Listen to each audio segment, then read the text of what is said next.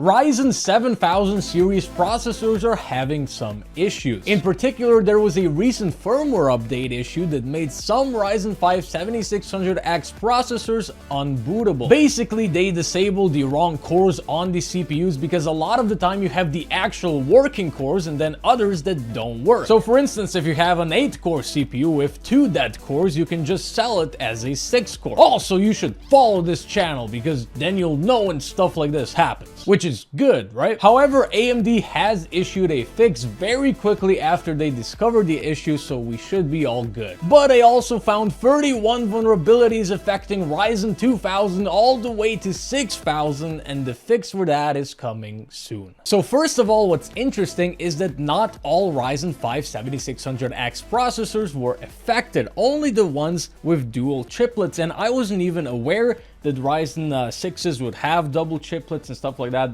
but that's all transparent from AMD. I just didn't know about it.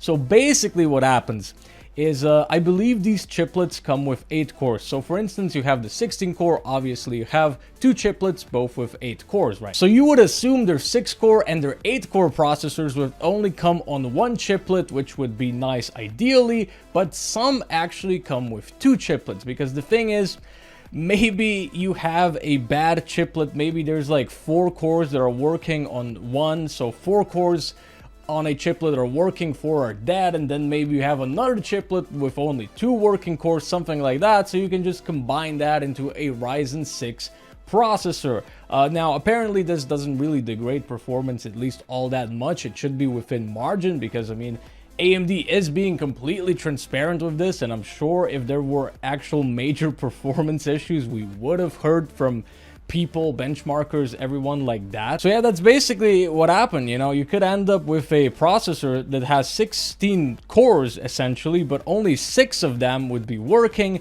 and then this firmware would just disable the 6 working cores, enable the dead cores, and now all of a sudden you can't boot your computer, which makes total sense. Overall, AMD issued the update fix very quickly, so bravo AMD, and thank you for watching.